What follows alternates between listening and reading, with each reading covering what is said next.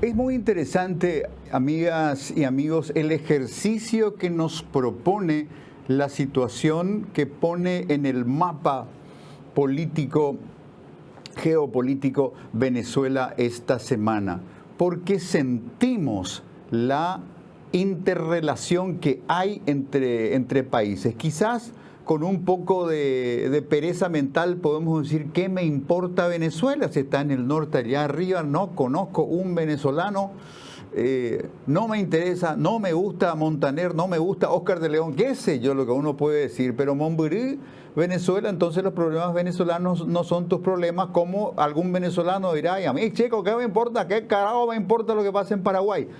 Hay una correlación, digamos, de calidad democrática y sobre todo Venezuela es una gran lección de las consecuencias de un proceso de crisis interna, de una crisis local que se convierte en una enorme crisis regional. Esta mañana hablábamos con el analista político y, digamos, consejero y asesor dentro del Congreso chileno, el destacado abogado Harold Correa. Harold es también miembro de la misión de observación de COPAL, la Conferencia Permanente de Partidos Políticos de América Latina, y nos advertía de que una Venezuela feliz con Maduro, feliz con Edmundo, no va a ser una Venezuela que logre repatriar a sus compatriotas esparcidos por el mundo, más de 5 millones de venezolanos en el corto plazo, que ese es un problema de una enorme complejidad. Y es solamente uno de los aspectos que nos hablan de por qué debe haber de manera fraterna. Recuerda el gran Charles González Paliza que saludaba a Paraguay y a la fraterna vecindad latinoamericana. Bueno, tiene que haber una gran fraternidad latinoamericana para cuidar de la democracia y para cuidar de la calidad de la gobernanza en los países. Recuerden que no solamente Venezuela es un viejo problema no resuelto, tenemos el viraje hacia la izquierda de Colombia que deja desacomodado a una Colombia conservadora políticamente durante más de 200 años. Tenemos la experiencia de Ecuador con Noboa que preside y cuya cualidad de presidente legítimo no se discute, pero hoy Ecuador es un laboratorio del AMPA, un laboratorio del crimen transnacional que se apoderó del país y que enfrentó a las fuerzas regulares, digamos, en muchas oportunidades. Abajo tenemos al Perú de Dina Boluarte, una presidenta cuya legitimidad se discute y cuya estabilidad siempre está al borde de la cornisa. Si esas piezas del tablero se caen, se alteran o se descomponen, muchas cosas disfuncionan. Así que hoy América Latina, por no irnos hacia el norte y hablar del problema de Nicaragua, por ejemplo, ¿verdad?, es un gran ejemplo de por qué se debe hacer un esfuerzo internacional articulado cuando las situaciones se presentan. Hoy la situación se presenta en Venezuela. ¿Qué va a pasar el viernes en Venezuela? Hay muchos escenarios posibles, pero vamos a requerir opiniones autorizadas y tenemos en este momento el gran privilegio de poder conversar con el ex canciller nacional, el doctor Eladio Loizaga. Doctor Loizaga, buenas noches, ¿cómo le va? Muy buenas noches, Quique, es un gusto estar contigo y a las órdenes. Creo que tu introducción ya señala todo lo que estamos viviendo en nuestra región, ¿verdad? Y como bien lo señalás, hay una incertidumbre, porque así podemos definir cómo terminará o qué pasará el próximo 10 de enero, el próximo viernes, ¿verdad? Porque fíjate que, como bien lo señalabas, este es un problema regional. No podemos aislarnos de lo que pasa en Venezuela, de las características del gobierno de Maduro y lo que implica la migración de venezolanos que vos decías 5 millones. Yo estuve leyendo ayer un informe de Naciones Unidas.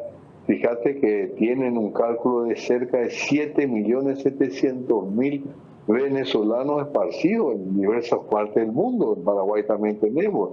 Fíjate que esos 7 millones es prácticamente la población paraguaya. Nosotros creo que estamos en 6 millones y piquito, ¿verdad? Pero es que todos los paraguayos abandonemos el Paraguay, ¿verdad?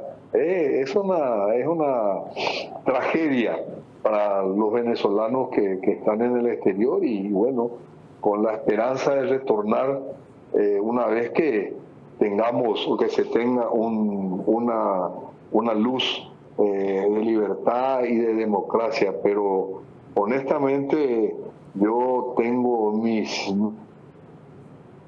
el señor Maduro es claro en eso, no va a entregar el poder, además siempre ha utilizado todas las expectativas negociadoras con la oposición como un instrumento de ganar tiempo. Y eso lo viví yo cuando fui canciller durante 5 años que tuvimos negociaciones, conversaciones con ellos representando a la oposición y otros más afines al gobierno de Maduro también, pero cuando se llegaba a un supuesto acuerdo eso se quedaba en el limbo y el objetivo de ganar meses o ganar años se conseguía y bueno, y ahí llegamos hasta esta situación en que la comunidad internacional se está moviendo fuertemente frente a lo que pueda pasar el próximo viernes y el sistema de presión y de represión que se está ejerciendo está llegando al límite bastante grande, ¿verdad? Porque leí, vos habrás leído también que al yerno del presidente electo, Edmundo González Urrutia, lo han raptado, lo han parado, van con el hijo, ¿verdad? Al colegio, lo bajaron, lo llevaron a una camioneta.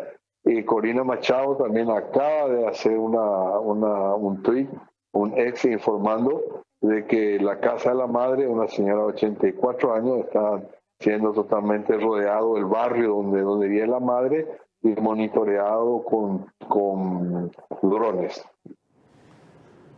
Bueno, sin duda es una situación de extrema tensión donde por dentro en Venezuela quizás haya perspectivas e instrumentos que le den cierta legitimidad al gobierno de Maduro para actuar de esa manera, pero le corresponde a la comunidad internacional verificar si a un costado de esa legalidad con la cual podría eventualmente Maduro decir, bueno, las elecciones terminaron, las gané yo y estos perdedores están queriendo desestabilizar el país, los voy a meter presos. Hay que verificar a un costado y le corresponde a la gestión diplomática ver si todo lo que corresponde a derechos humanos y a debido proceso se cumple. Pero, doctor Loizaga, acá lo interesante es que escenario 1 se cumple el libreto de Nicolás Maduro y recibe los atributos del poder para un periodo más. Va a ser un presidente rengo en el sentido de que el proceso electoral no tuvo un resultado claro, nítido, incontestable y sobre todo avalado por las observaciones internacionales. Del mismo modo, si imaginamos que don Edmundo González Urrutia, con un escudo humano de ex cancilleres y ex presidentes, de alguna manera gana territorialidad en Venezuela y se presenta y el pueblo se levanta detrás de él y en una escena casi de Hollywood sobre un mar de banderas, Edmundo González Urrutia al final de la jornada del viernes es ungido presidente de Venezuela. Más allá del entusiasmo del momento, también tendría el problema de la legitimidad plena, doctor Loizaga. Gobierne quien gobierne, va a ser un sí, pero. Hola. Sí, doctor Loizaga, lo escuchamos. Ahora sí le escucho. No, efectivamente, en una situación al límite que está llevando Maduro esta autoasunción, ¿verdad? Digo autoasunción porque, como bien lo señalaste, yo tuve experiencia importante como jefe de la misión de observación electoral en Colombia, con la elección de Petro, en Perú, últimamente en Guatemala, donde también fue muy traumática esas elecciones. ¿Y qué es lo que ha dado legitimidad a esa elección? Fueron las actas electorales. Y aquí esas actas electorales nunca fue presentado por el Consejo Nacional Electoral venezolano, y que sumido a esa dependencia directa del gobierno de Maduro, forzaron unos resultados que nunca pudieron justificar hacia afuera con la documentación necesaria, como sí lo ha hecho la oposición, ¿verdad? Con las actas. Ahora, vos bien lo señalás, va a haber una dualidad, podría darse, en el sentido de que un grupo de países que comulgan con Maduro lo van a aceptar como presidente reelecto, ¿verdad? Y asumiendo el poder. Y otros países que el sector democrático de la sociedad internacional aceptará al presidente electo, a Edmundo González, quien de alguna manera asumirá la presidencia. Ahora, ¿cómo? Esto es una incógnita. ¿Dónde? Pero llegará a Caracas. Él tiene ya acusación en la fiscalía para ser detenido. Entonces, realmente es una situación dramática, es dramática, ¿verdad? Pero no podemos nosotros dejar de reclamar el respeto a los resultados electorales, el respeto a la libertad de expresión, y por sobre todo creo que la comunidad internacional ha sido testigo de las actas que fueron exhibidas en un alto porcentaje, que generalmente es la garantía que tiene un participante en un proceso electoral, de que si hay alguna dificultad, las actas son las que cantan y cuentan en una elección. Doctor Loizaga, la reacción de Paraguay de las últimas horas, algunos podrían decir Oshutajatanterei, lo mismo que en su tiempo el presidente Abdo, que rompió relaciones diplomáticas con Venezuela tras la crisis, aquel intento de instalar a Guaidó como presidente, etcétera, etcétera. Paraguay se fue mucho más lejos que los Estados Unidos, a propósito de que se habla de la tutela, de que el Paraguay reacciona en espejo con los intereses de Estados Unidos. Estados Unidos continuó manteniendo relaciones diplomáticas con Caracas, Asunción no. ¿Esta vuelta otra vez o Oshutajatanterei, Santiago Peña? Por pedir que el embajador se retire del Paraguay. Sí. ¿A eso te referís? A eso me refiero. Bueno, esto es una práctica. Yo creo que no, es una práctica, ¿verdad? El momento en que rompo relaciones, como el caso de Venezuela, que esta vez toma la iniciativa de Venezuela en romper relaciones con Paraguay, eso evidentemente genera también una reacción del país con el cual se rompen relaciones. Y al romper relaciones, ¿qué puede hacer un embajador en ese país? Nada. Entonces, normalmente, eso en política internacional se da y se ha dado entre países con grandes poderes, Estados Unidos, China, Rusia, ¿verdad? Y es la invitación para el señor, abandone el país en 48 o 72 horas, ya no tenemos nada que hacer con usted acá. Yo no creo yo creo que es una medida tomada en el marco de la praxis internacional.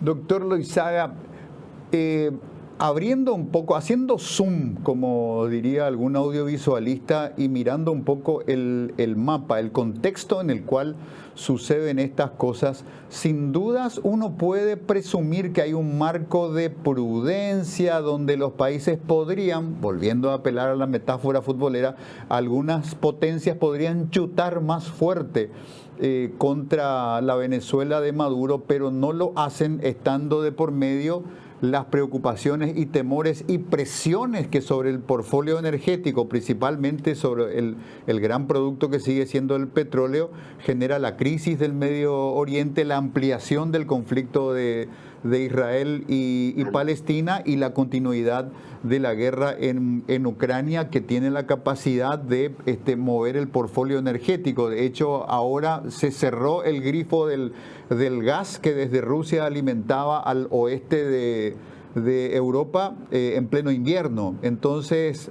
donde quiera que haya una cuenca petrolífera o gasífera, los muchachos tienden a decirle qué lindo que sos al más feo de la película.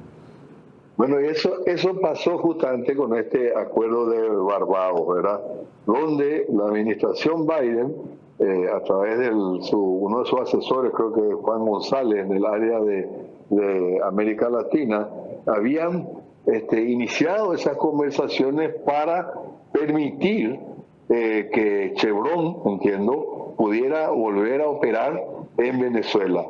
Como contrapartida eran las elecciones limpias, transparentes, observación internacional que se comprometió pero no hubo, pateó el tablero la Unión Europea, el único que estuvo ahí fue el Centro Carter, ¿verdad? Pensando de que, bueno, daría una legitimidad a esas elecciones y al final no fue así. Pero en este contexto también, Quique, yo quiero poner algo que nos estamos mirando. Vos señalabas otros países, pero aquí en la región tenemos dos países importantes que tienen una relación estrecha, pero que en este momento está un poco tensa, que es Colombia por un lado y Brasil por el otro lado, ¿verdad? Brasil es un jugador, Colombia y Brasil y México, después México se retiró, han estado haciendo las gestiones necesarias y reclamando que se puedan dar a publicidad, a conocer las actas por mesa, ¿verdad? Pero al final no se hizo caso. Sabemos que hubo un intercambio de palabras hasta un cierto nivel entre el presidente Lula y el propio Maduro. Entonces, hay algo que no podemos nosotros dejar mirar eso, ¿verdad? Y lo que implica también la corriente migratoria que puede venir después de este 10 de enero, ¿verdad? De lo que como quede definitivamente y la reacción que pueda tener el gobierno. Yo recuerdo que un jefe de Estado que no, por razones siempre de confidencialidad, no lo voy a señalar, pero estábamos en una reunión y señalaba, Chávez todavía era presidente, decía, miren, Chávez sabe hasta dónde estirar la goma, este señor no, este señor estira hasta romper la goma. Y creo que tuvo razón el jefe de Estado al señalar eso, ¿verdad? Que Chávez sabía hasta dónde avanzar, ¿verdad? Y tenía criterio en eso. Pero creo que el presidente Maduro fue más allá de lo que se podría esperar en un proceso que realmente el mayor perjudicado es el propio pueblo venezolano. Eso sabemos perfectamente. Doctor Loizaga, por último, hay un pronunciamiento de ex cancilleres sobre esta situación que se vuelve a tensar porque llega el momento en el que el calendario electoral o, digamos, los mandatos constitucionales venezolanos hablan del inicio de un nuevo periodo presidencial. ¿Hay un pronunciamiento? Así mismo, hemos estado trabajando cerca de 25 ex cancilleres de América Latina y hemos suscrito un comunicado donde señalamos que en primer término el no reconocimiento de la asunción por parte de Maduro de la presidencia, teniendo en cuenta la situación que se creó en el tema electoral, ¿verdad? Y el reconocimiento al presidente electo, ¿verdad? Como presidente futuro en Venezuela. Además de eso, se hace no un llamado, pero estamos convencidos de que países democráticos no estarán presentes en este acto que está llevando adelante el gobierno de Maduro el día viernes. a pesar que algunos ya han señalado, como el caso de México, que estarán presentes, ¿verdad? Leí también que el presidente de Bolivia no va, aparentemente iría, pero ya declinó su presencia en este acto. Son temas que tenemos la obligación de señalar como ex cancilleres, que nos tocó en momentos difíciles trabajar en este proceso de la recuperación democrática, ¿verdad? De Venezuela. Y en un número de 25 por Paraguay ha firmado también el doctor Moreno Ruffinelli, el embajador y ex canciller Federico González y yo. ¿Verdad? Es un grupo que hemos creado con el ex canciller Hernando Muñoz de Chile, ¿verdad? Y se fueron sumando cancilleres de todos los países de América Latina, y eso es importante, dejar sentada nuestra posición con respecto a esta situación venezolana. Doctor Eladio Loizaga, muchísimas gracias. Agradecemos muchísimo estos minutos que nos ha dedicado, que nos permite un mejor encuadre de esta compleja situación planteada por la crisis democrática en Venezuela. Muchísimas gracias. Muchas gracias y buenas noches. Muchas gracias. Amigos y amigas, hacemos una pausa.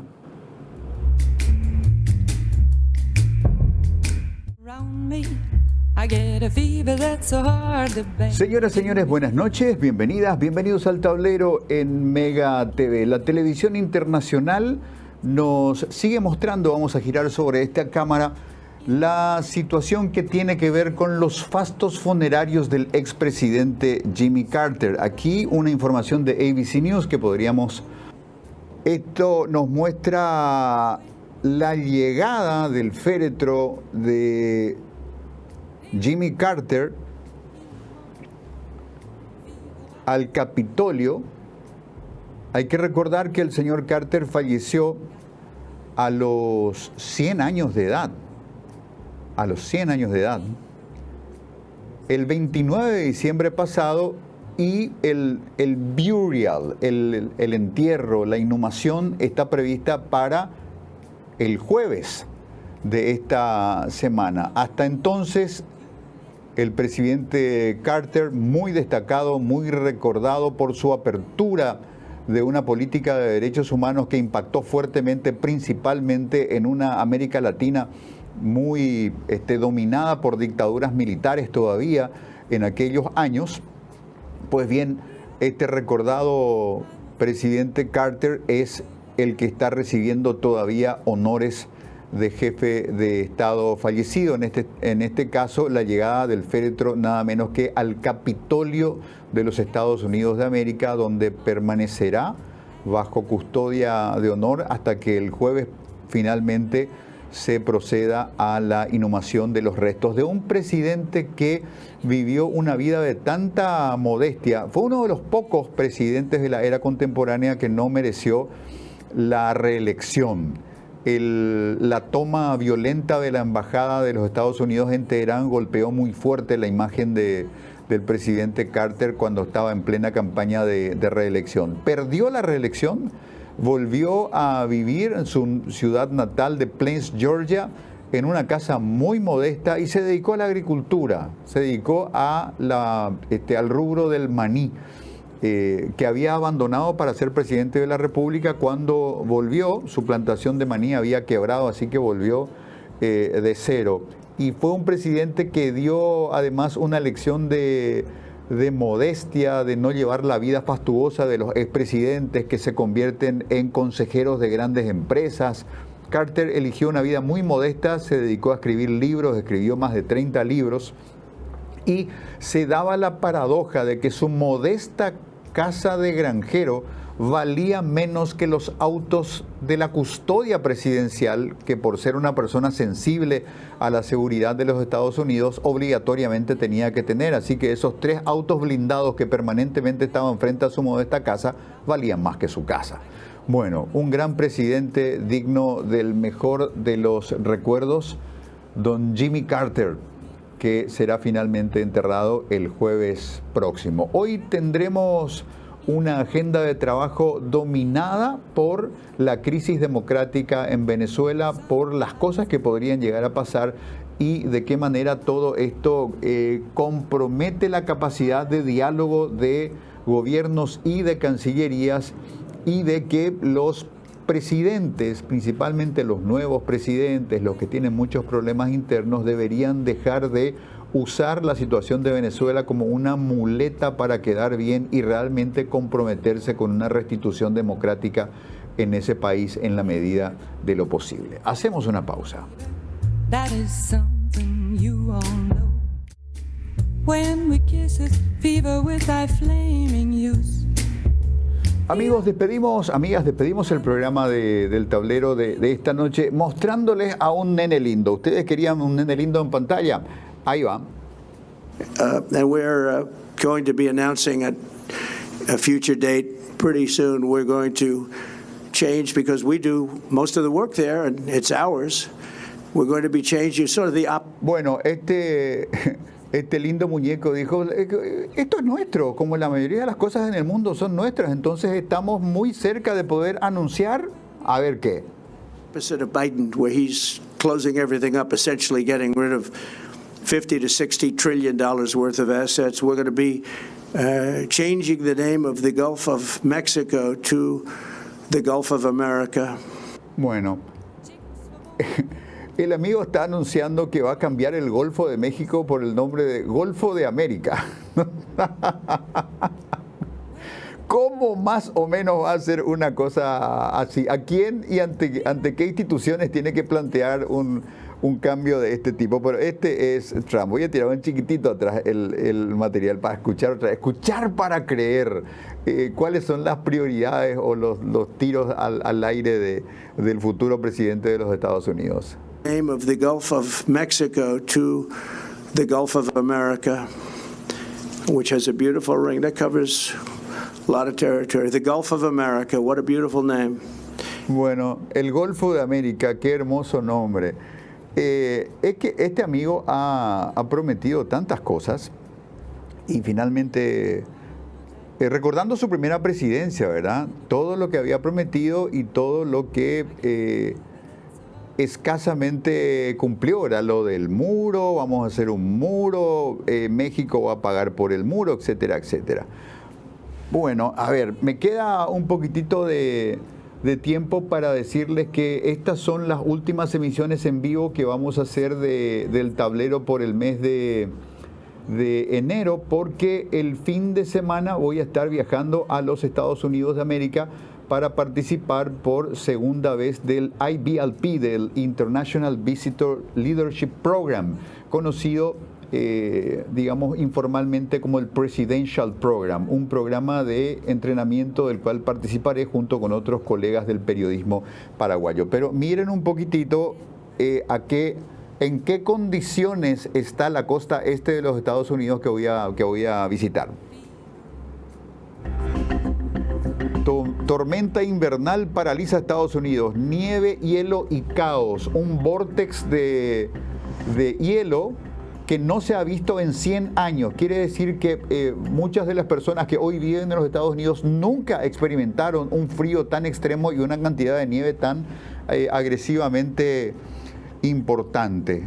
Y justamente para este fin de semana se prevé una tormenta de nieve sobre la costa este de los Estados Unidos. Este amigo de ustedes va a viajar el viernes, va a ir a Guarulhos a Newark, New Jersey, y de New Jersey al aeropuerto Ronald Reagan de Washington. El asunto es, ¿lo lograré o me voy a quedar varado en algún aeropuerto comiendo heladitos, cubitos de hielo, esperando poder viajar? Pero en fin, lo vamos a hacer, son experiencias internacionales importantes, así que vamos a tener una programación especial seguramente a partir de la semana próxima con el tablero. Pero por en cuanto por el resto de la semana todavía tendremos programas frescos en vivo. Buenas noches, muchas gracias.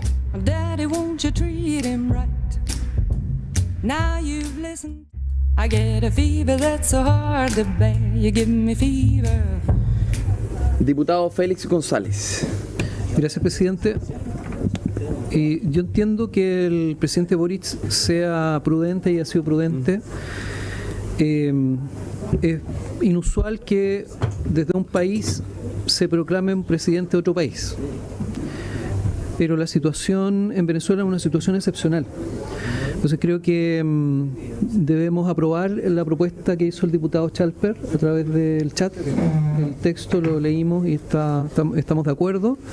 El día viernes es totalmente una situación indeseable para cualquier país, lo que va a pasar.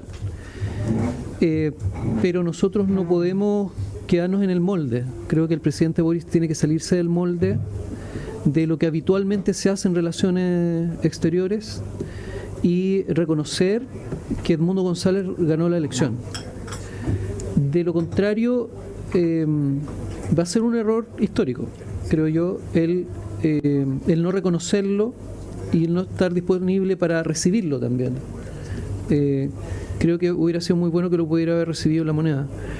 Entonces quisiera pedirle, presidente, que pueda ponerlo en votación esa propuesta del diputado Chalper, y paralelamente me excuso porque y con los invitados también me excuso porque hay una comisión mixta donde tengo que ir a votar al Senado. Siempre. Bueno, ahí lo estamos observando al diputado y precandidato presidencial, don Félix González Gatica, que hace minutos nada más estaba tomando intervención en la Comisión de Relaciones Exteriores de la Cámara de Diputados de Chile. Ahora lo tenemos en línea. Hemos estado esperando este contacto, como diría el poeta Skármeta, con ardiente paciencia. Don Félix, buenas noches, ¿cómo le va? Muy buenas noches, gracias por esperarme. Estamos en este momento en sesiones en la Cámara de Diputadas y Diputados en Valparaíso, pero un gusto comunicarnos con ustedes. Diputado, sin dudas este momento que gana el proceso venezolano debe ser aprovechado, debe ser magnificado y ampliado en el sentido de generar un gran debate a nivel de los espacios de debate y parlamentarismo de cada país, de gestión política de cada país, y también crear una gran sinergia subcontinental para tratar de encontrar un punto de equilibrio, porque el problema de Venezuela dejó de ser solamente el problema de Venezuela. Ahí vemos que una comisión de más de 500 notables le piden al presidente Petro que no vaya al acto de asunción eventual de Nicolás Maduro el viernes, pero la cuestión es que Petro tiene que lidiar con ese monstruo, es su vecino, no puede darse el lujo de expresar agresividades o abrir distancias, porque ya Colombia tiene una buena porción del problema venezolano instalado en su territorio. Más de 2.500 venezolanos expulsados de su país por distintas razones político-económicas viven en Colombia hoy día. En el caso de Chile son 750.000, por solo hablar de un aspecto de la proyección del problema venezolano. Así que es una cuestión a la que parece haberle llegado su hora, diputado Félix González. Bueno, creo que esto hay que verlo con una perspectiva histórica. A pesar que a veces usamos la palabra histórico de manera muy superficial para muchas cosas, pero la verdad es que todos los presidentes de América Latina están a prueba. Y yo fui niño y adolescente en una dictadura acá en Chile, la dictadura de Pinochet. Y creo que Petro no hubiera ido a un acto en donde se reconoce como presidente a Pinochet. Entonces, ¿por qué habría de ir cualquier presidente a la investidura de alguien que no ganó la elección y que usurpó la elección? Por eso creo que es un error. Y independiente de si el dictador se denomina de derecha o de izquierda, si es civil o militar, una dictadura es una dictadura. Y en el caso de Chile, además, es una tiranía, porque quien se toma el poder por las armas es una tiranía. Y yo veo que lo que está sosteniendo hoy día el gobierno de Maduro son las armas. Él dice, bueno, voy a asumir y voy a asumir con los militares en la calle, con no entiendo bien eso de una especie de milicia, no entiendo, acá estarían presos, digamos, si hubiera gente organizada que tiene armas, ¿no? Entonces, si él pone las armas en la mesa, se está tomando el poder por las armas, por lo tanto es pasa de ser un dictador a ser un tirano.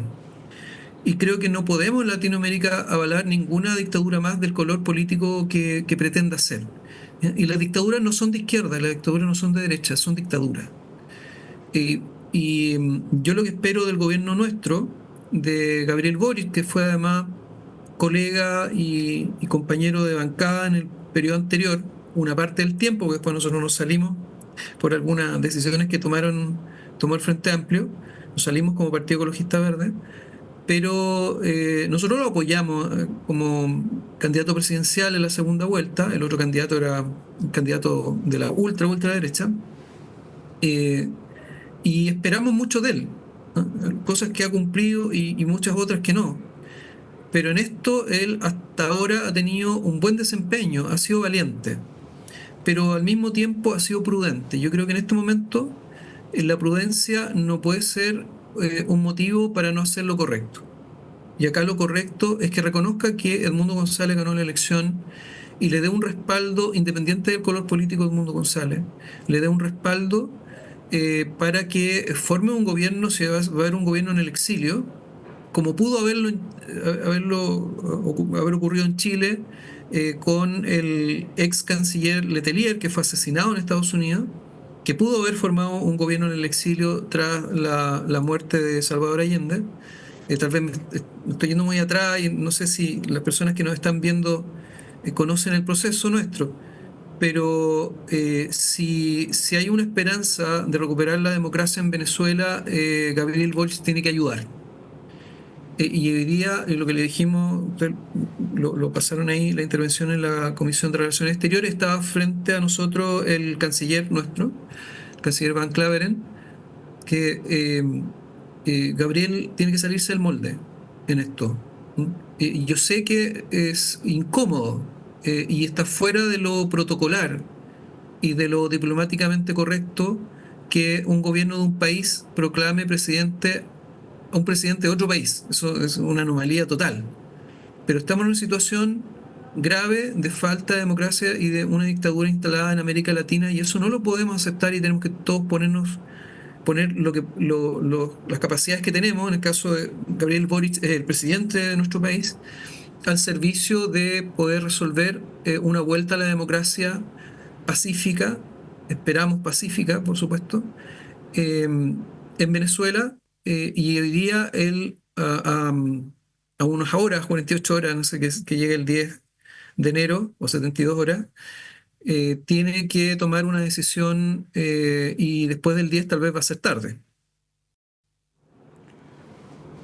Diputado, digamos que lo políticamente correcto es blindar y fortalecer la posición de Edmundo González. Y salvando las distancias, las asimetrías y diferencias, también algo se hizo en esa dirección con ese unicornio político que fue Juan Guaidó en su momento, que nos enseñó nítidamente que puede haber consensos alrededor de un político en una situación sui generis como la que tenía Guaidó en aquel momento. Hoy día, digamos, la de Edmundo González está mucho más empoderada por haber participado de un proceso electoral, pero igual una eventual mirada favorable y una actitud solidaria y de potenciación democrática de los países de América Latina, particularmente del sur, hacia Edmundo González, ¿qué le reportaría en términos de gobernabilidad? ¿Sería, digamos, de vuelta un presidente ilusorio que no tendrá ni control territorial ni acceso a las instituciones, de manera que entre las buenas intenciones y la praxis de la realidad seguirá habiendo aparentemente un abismo insalvable? No, en la historia reciente de occidental, sobre todo, ha habido otros ejemplos de gobiernos en el exilio, ¿no? Incluso en la misma Segunda Guerra Mundial, recordemos que en Francia habían dos gobiernos y además una ocupación en casi todo el territorio. Un gobierno en el exilio es perfectamente posible y que sea reconocido no solamente por los otros países, por otros gobiernos, por gobiernos democráticos, sino también, en este caso, por la mayoría de la ciudadanía venezolana. Y esa tal vez la diferencia con Guaidó. Y yo no sé cómo se veía la situación de Guaidó desde dentro de Venezuela, no tengo cómo saberlo, pero desde fuera se veía algo un poco artificial. Y además una elección indirecta. O sea, los políticos se pusieron de acuerdo en nombrar a un político como presidente encargado, ¿sí? Esto es muy distinto, porque la gente fue a las urnas. Fue a las urnas y tomó una decisión, y esa decisión ha sido vulnerada.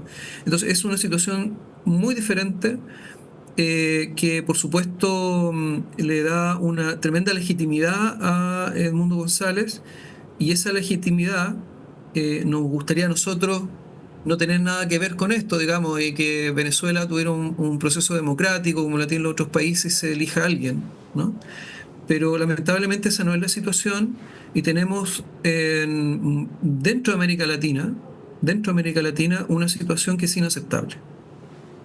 Inaceptable. Entonces, esta diferencia con lo de Guaidó, yo lo de Guaidó tomé distancia porque no estaba la ciudadanía eligiéndolo, ¿no? Y tal vez por eso mismo no logró generar la legitimidad necesaria como para que hoy día él esté hoy día él con la banda presidencial tal vez entregándola, ¿no? Eh, entonces, yo prefería, estamos en un programa de televisión y podemos opinar, ¿cierto? Pero quienes tienen que tomar decisiones creo que tienen que operar sobre la realidad.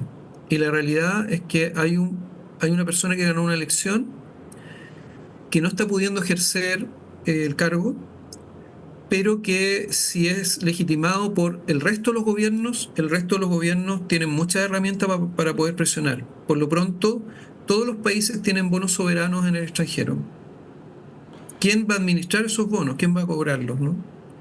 Todos los gobiernos tienen relaciones diplomáticas. Bueno, ¿con quién va a tener relaciones diplomáticas Chile? Ya no las tiene con Venezuela por una decisión del gobierno de Maduro. Nuestro embajador hoy día cesó en su cargo de manera formal.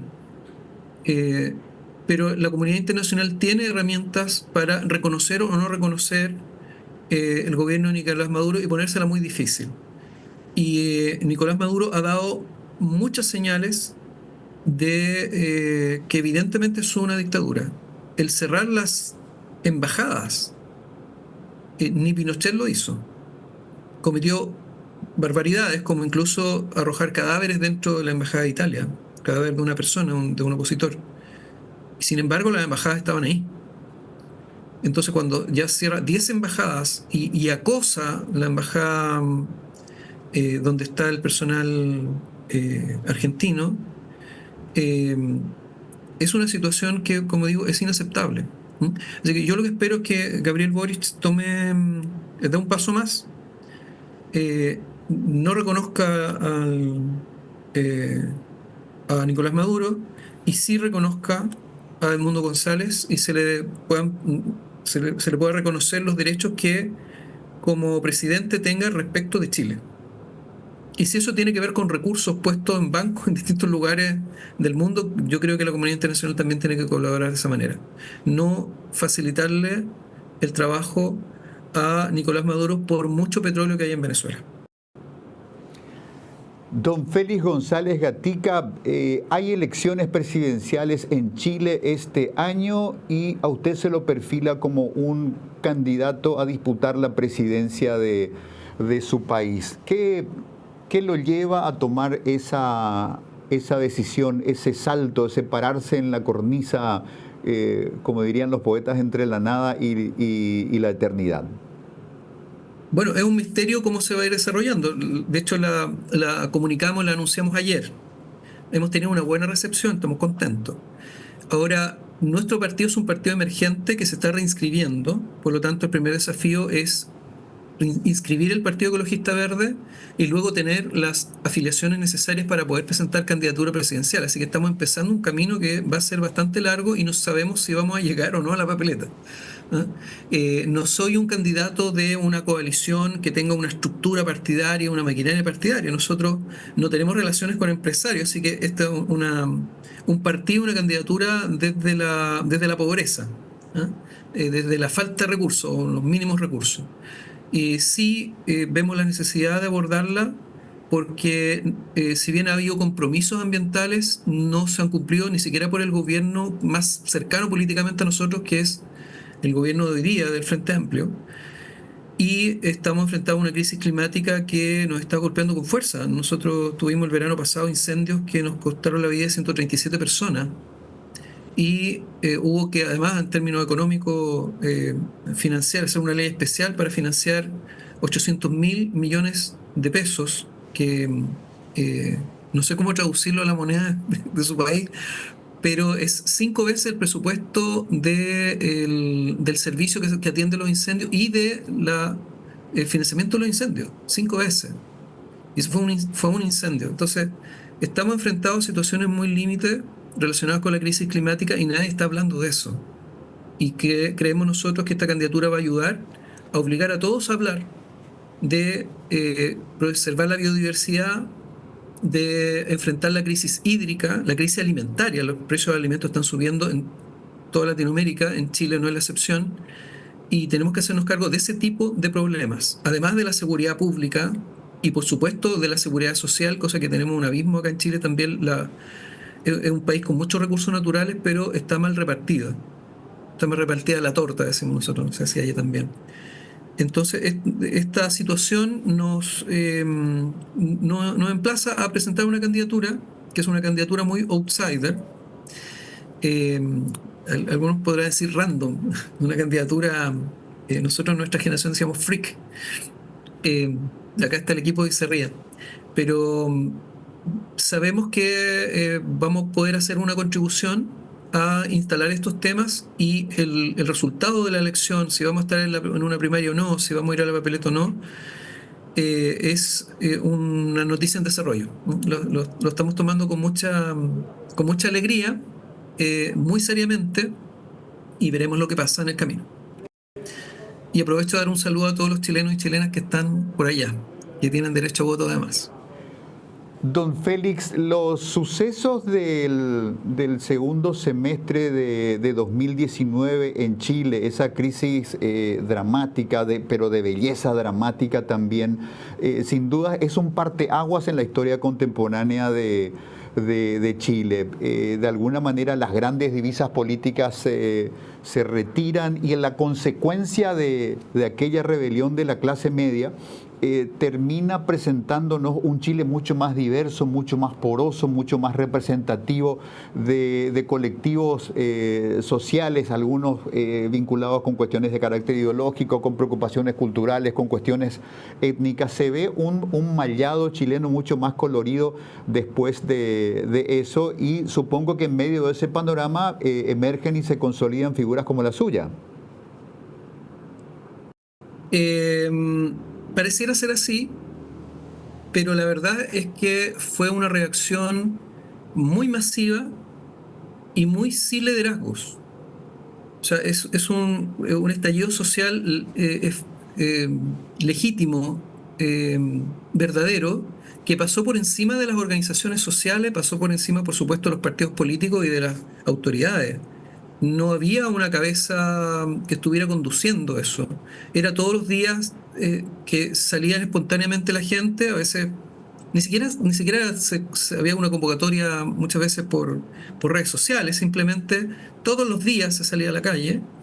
El país estaba bastante paralizado, y ese estallido social generó cambios legislativos.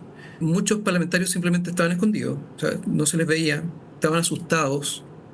En la interna también lo confesaron muchos de ellos, como miedo, tanto miedo que se rebajaron las dietas parlamentarias a la mitad, en términos de lo que era en ese momento y lo que es hoy, y se aprobaron un sinnúmero de leyes que tal vez no se hubieran podido aprobar. Hay una pensión garantizada universal que, si bien no alcanza a ser un sueldo mínimo, es cerca de un tercio de un sueldo mínimo.